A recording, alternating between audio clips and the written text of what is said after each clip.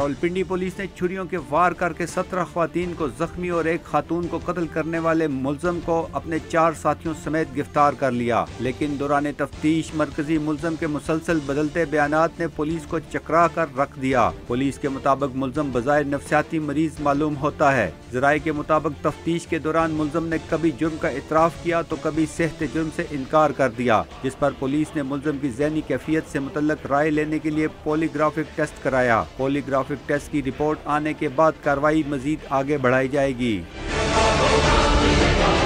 مرکزی ملزم محمد علی کو گزشتہ رات انسداد دہشت گردی پولیس نے مورگاہ کے علاقے سے گرفتار کیا، جس کی نشاندہی پر اس کے 4 دیگر ساتھیوں سراج، اسد، احمد، افسر مسیح اور الیاس کو بھی گرفتار کر لیا گیا اور ملزم کو متاثرہ خواتین نے شناخت بھی کر لیا۔ نصیب بٹی، ڈان نیوز، راولپنڈی۔